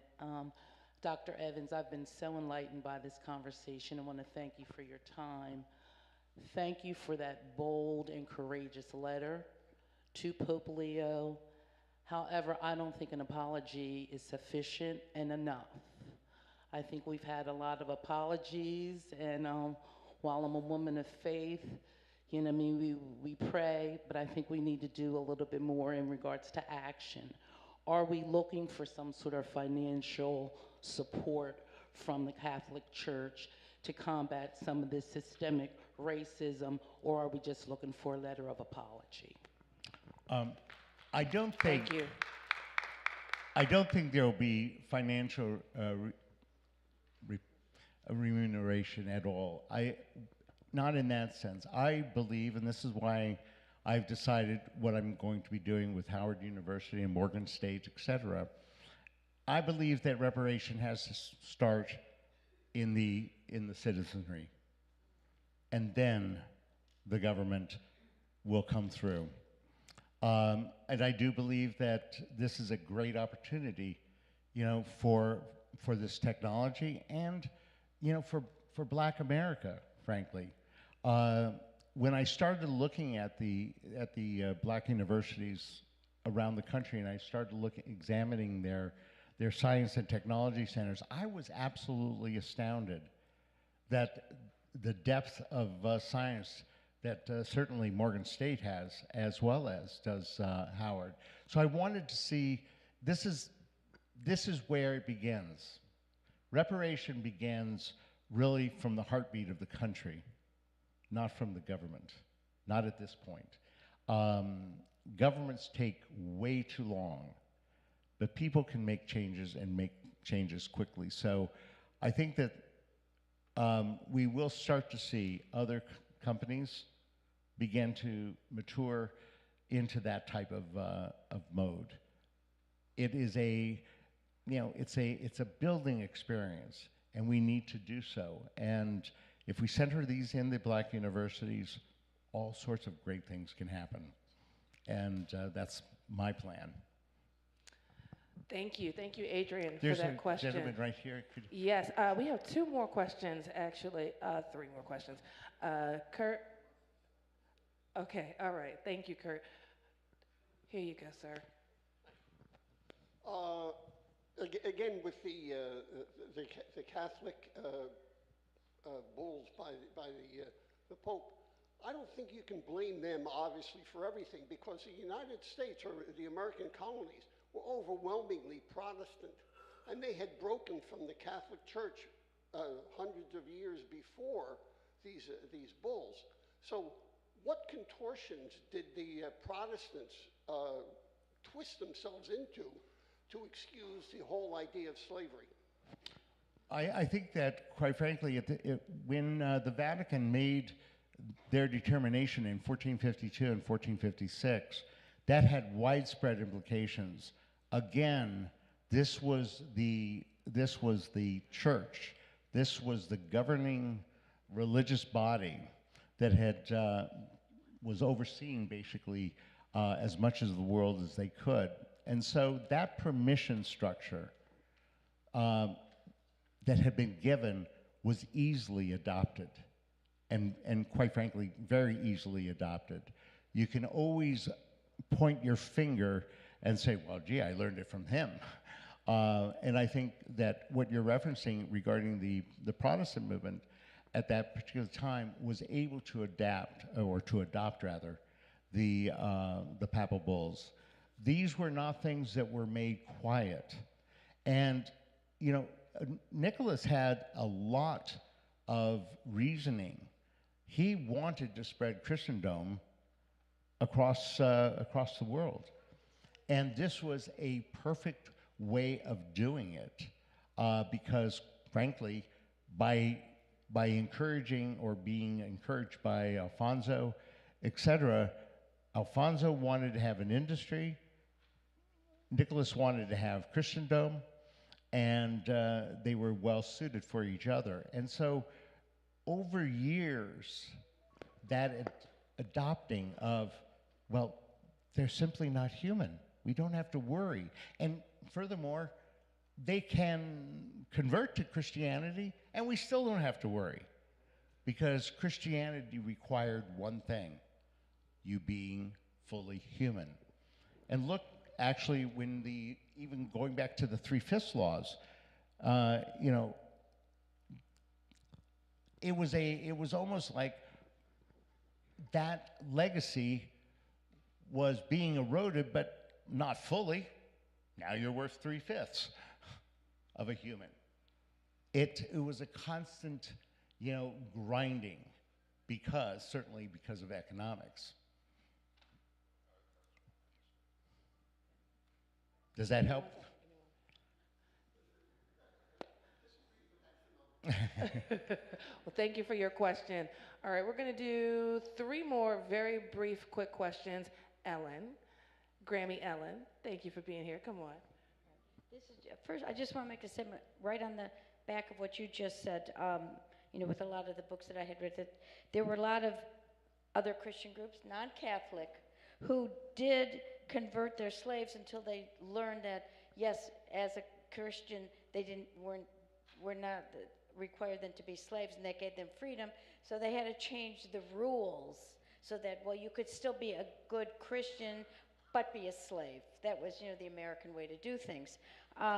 So what I'm wondering right now, which goes right along with that, is what can each of us here in Pennsylvania do now, because we've gone back to, oh my gosh, gerrymandering, another, way to keep people down, and the newest voter suppression rules that are being changed. Texas, and a lot of the other states. What can I'm actually very happy to go down if people wanted to get a bus, because I'm also very concerned about those disgusting places they have children, from ICE being held as prisoners. This whole country is an embarrassment as far as I'm concerned. And I'm white and I'm angry, so boy, I don't know about the rest of you folks. I'm sick of it. Like Dr. Evan, I've been fighting it since I was a child. When I learned all this at 7, and I'm tired of it. So boy, I'm with all of you, believe me. But anyway, I'll let you go. I want to add something to this as food for thought. Every single person in here and every single person out there, we are all the living messages that our fathers and mothers sent to a time that they would not see. And it's so important that we have that message in good order. We are responsible for that. And so the gerrymandering, the various things that are going on right now, they're obstacles. But they're obstacles that with careful planning, diligence, will be overcome. And remember one other thing, it works on both sides. Yeah, of course. Yes. Yes. All right, 2 more questions. Yes. Thanks, Brian. You and I have talked before about your great-great-grandfather, John Brown. And when I was growing up, one of the things I found was in most black households, North and South, there was a picture of your great-great-grandfather in most black homes. There's a picture of Jesus Christ and John Brown. There's one particular picture that I've talked to you about before that you have in your living room.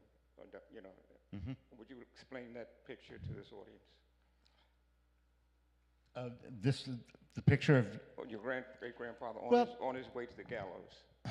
He was certainly he was a picture of liberation. He was a picture of a person that believed in other people, and at a time in which others didn't have that. He was a product of his time, but he was a person that was able to handle the convictions in his heart, and he did represent a liberation.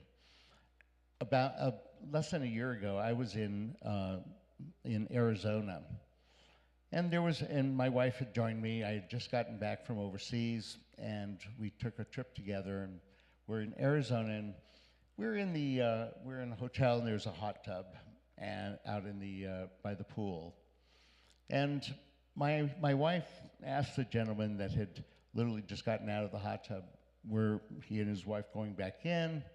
And he responded, well, there's plenty of room. And this was, so we went into the hot tub, and this was a black couple, and we started talking. And I was curious about where they were from and some of the implications that they had run into. They were both from Mississippi. They had moved up north, et cetera. And I'm asking her questions about racism, and she's like, this white guy is talking to me about things that I don't know if I feel comfortable talking about. But I continued on, and you could see the ambivalence. And then I told her about the book I was writing, and her eyes even opened up even more. But what was astounding was when I said, I'm the great-great-grandson of John Brown. Folks, this woman came out of the water like a rocket and suddenly was right here. she was so delighted and so, overwhelmed. And I really never, I didn't understand that necessarily. But Walter has really impressed upon me those things. I didn't know that people venerated Brown the way they did.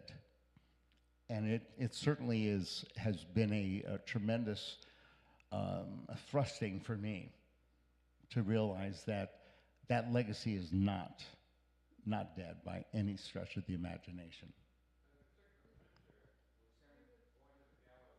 Right. African slave woman and her child. Oh, that's Take that picture. the last moments of John Brown. And this was a fabulous painting that was done actually about 20 years later.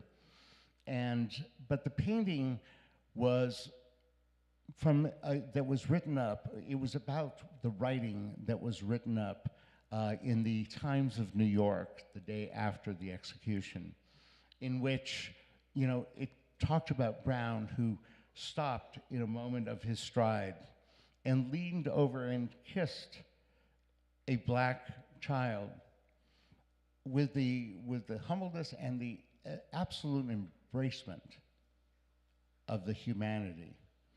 And that painting is actually hanging in my living room today. And I was fortunate that the Metropolitan Museum of Art I have the only other official copy. She's actually holding up. Do we have that? No, no, you we didn't. don't. Okay. But thank you so much, Dr. Palmer, for your question. We have Yes, that is good. Somewhere here in Pennsylvania, I'm not sure. We're here in Oh, Plymouth really? meeting. Okay. Thank you, Karen. All right, two last questions. Here you go, sir. Thank you. I look at the institution of slavery as a covering that is really designed to hide what's under it. It hides the inhumanity of man towards the poor. It hides the economic significance of poverty. It hides the prevalence of greed, and it also hides the need for equal justice. My question to you is, how long do you feel this covering will last in America? Well, this is where I'm going to say, most likely, thank you to Donald Trump, it's going to be expedited. I think that what he has done is brought a tremendous amount of consciousness to the questions of other people. And as I said, I'm very, very, I believe so much in humanity and humanity finally doing the right thing. And I do think that we're literally on the cusp of advancement. And I've believed that all my life. I'm not going to let go of that belief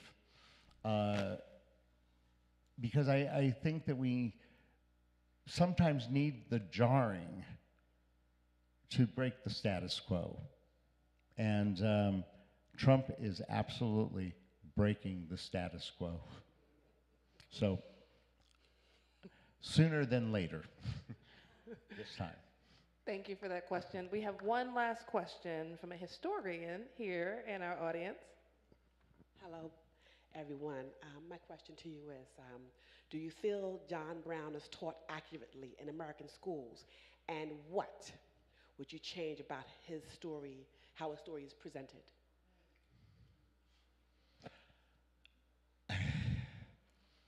About 4 years ago,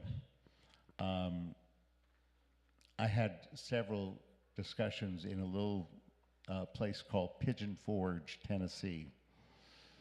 And I'm doing a project in Pigeon Forge, and I started to talk to people about, the historical representations, and how did people learn about it? Well, overwhelmingly, John Brown is taught as just a crazy dude that didn't, had no sense of anything. He just was a crazy lunatic.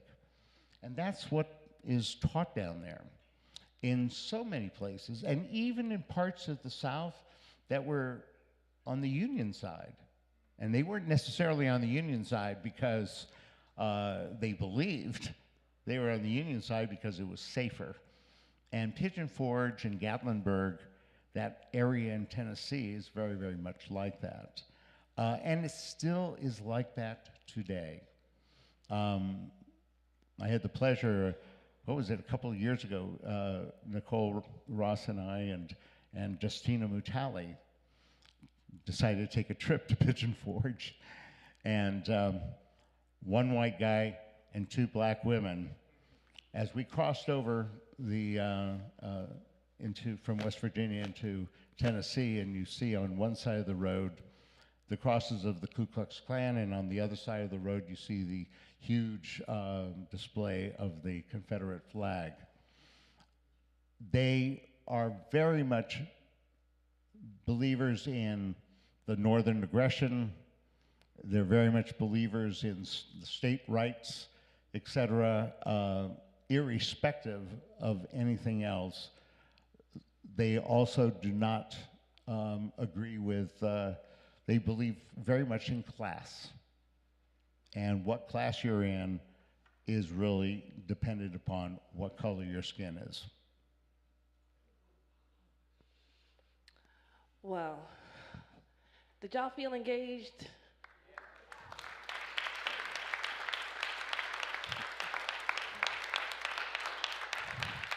Thank you, Brian. Yeah, thank you. Thank you so much to everybody for being here. We have a few more things we're going to cover really quickly, but y'all not going to be in here talking about black people, talk about we don't end on time, so just hang on to a few more minutes, okay? I would love to bring up, since we have you, Miss Kadita Kinner from the New Pennsylvania Project.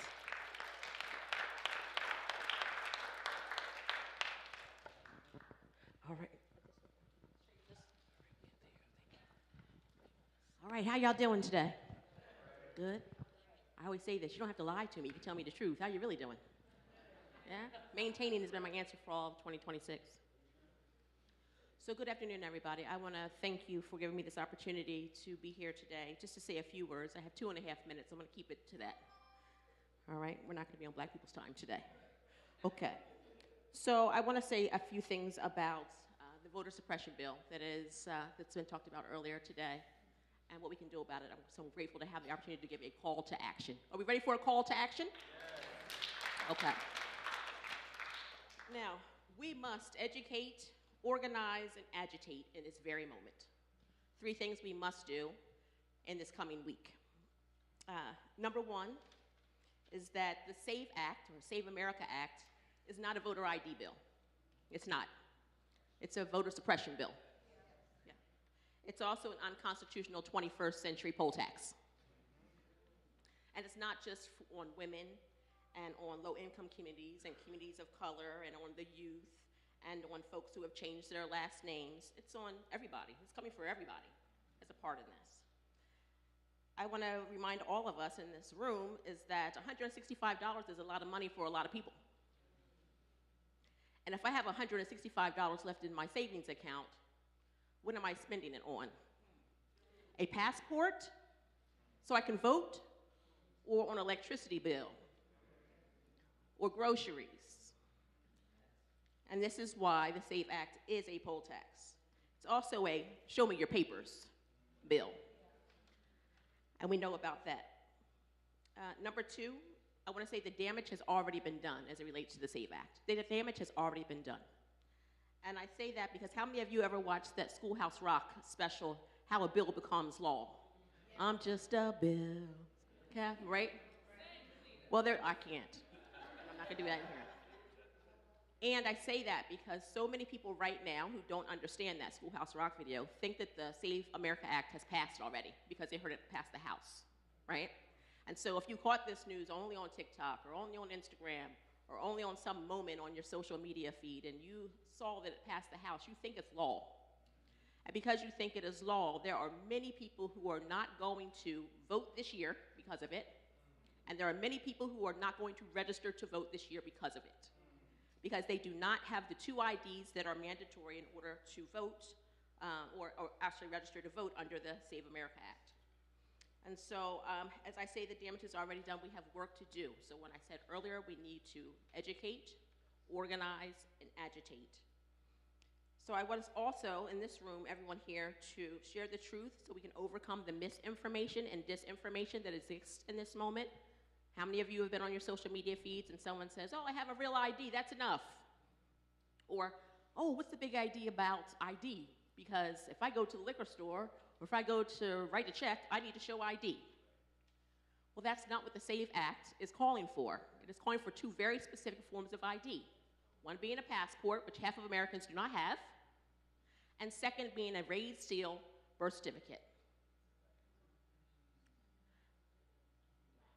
So it is not about, specifically about these IDs that others have and have been using currently. So I want to say this. The SAVE Act is not law in this moment. And if we continue to do what we need you all to do now and tomorrow morning, it won't be law. I also want to say that in addition to what the SAVE Act is going to do, it's also going to jeopardize our neighborhood poll workers.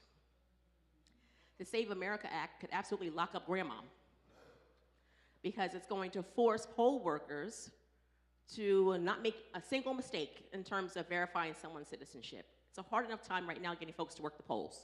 Imagine if you're threatened with jail time or fines.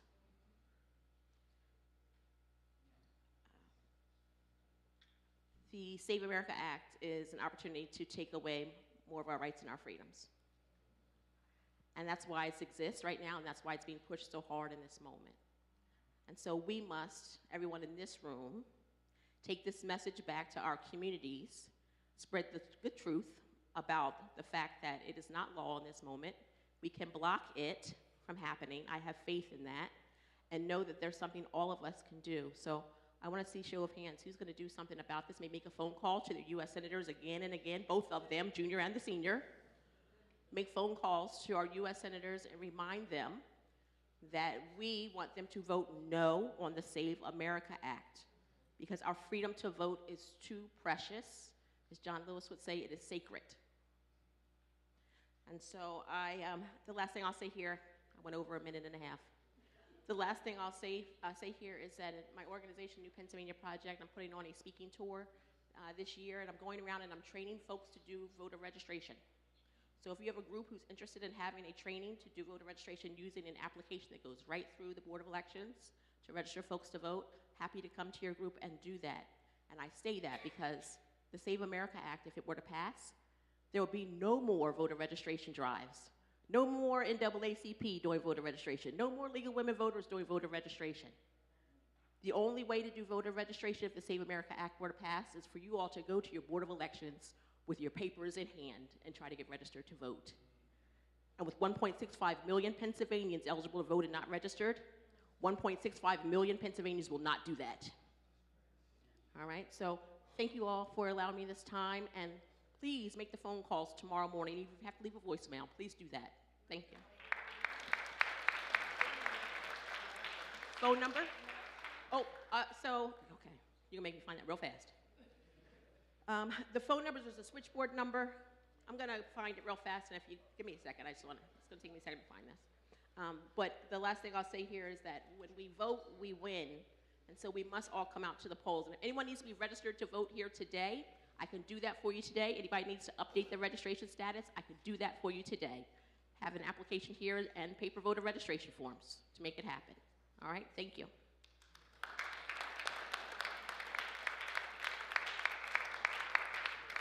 Thank you so much, Kadita.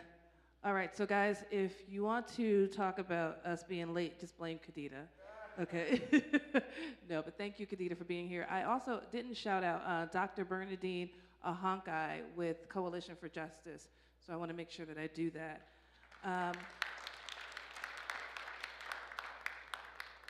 And so thank you so much first to Dr. Evans. Thank you so much for being here.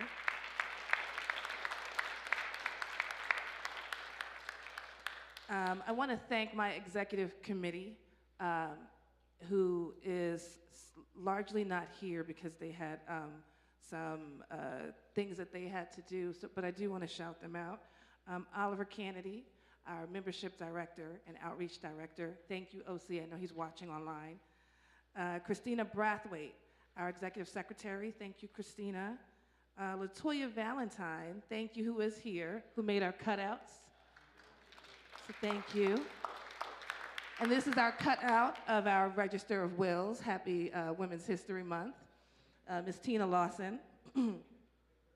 I want to thank Jason Salas and Sue Ann DeVito with MCDC for all of your assistance with putting this program on today. Thank you for collaborating with us.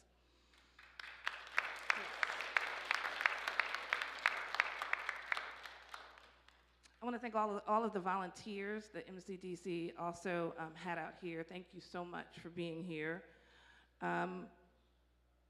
When I put on programs like this, the event itself is maybe 2 hours, but I spent a lot of hours beforehand putting this program on.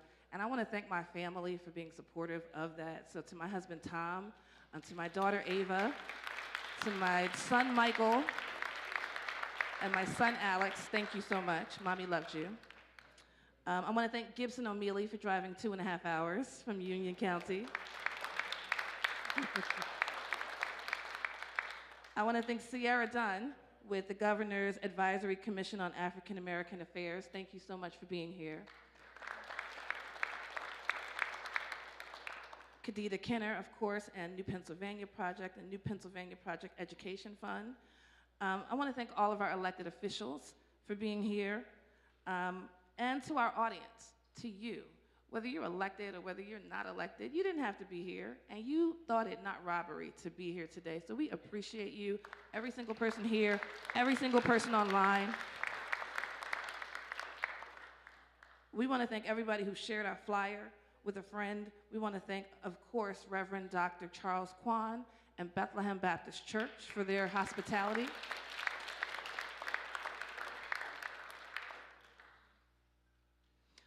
All right, and I have my own call to action, guys. Do me a favor, take your phones out real quick for me.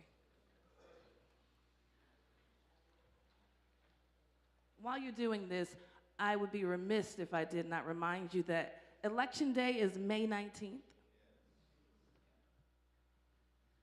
All right, if you have your phones out, I want you to go to Facebook, and I want you to find the PA, Montgomery County Chapter, Democratic Black Caucus on Facebook, and I want you to follow us right now. And I, of course, would be remiss. I know OC is watching right now and thinking, if she does not talk about membership. So, OC, I got you real quick. We are the Democratic Black Caucus of Montgomery County. We would love for you to be a part of our organization. We have membership levels of all levels. So you don't have to be black to be a member of the Democratic Black Caucus. The dues are $35 a year. And we've done great things. Our 5-year anniversary was actually February 1st. And so we've done great things, but we want to continue to do more great things, and we can't do them by ourselves. So we need your assistance. Make sure that you join us. And Dr. Evans is willing to take pictures, everybody, and do a brief meet and greet. But he is going to want to eat at some point. All right, so we're not going to stay here too long. But I want, if all of our elected officials that are still here could come up to the front, and we'll get a collective picture with Dr. Evans and our dignitaries and our elected officials. If you guys could come up front, and if anybody else that wants to meet Dr. Evans, if you could start to line up right here in this middle row, right here. He is happy to meet and greet with as many people as he can. And again, I thank you for your time. I thank you for being here. and get home safely. Good night, everybody.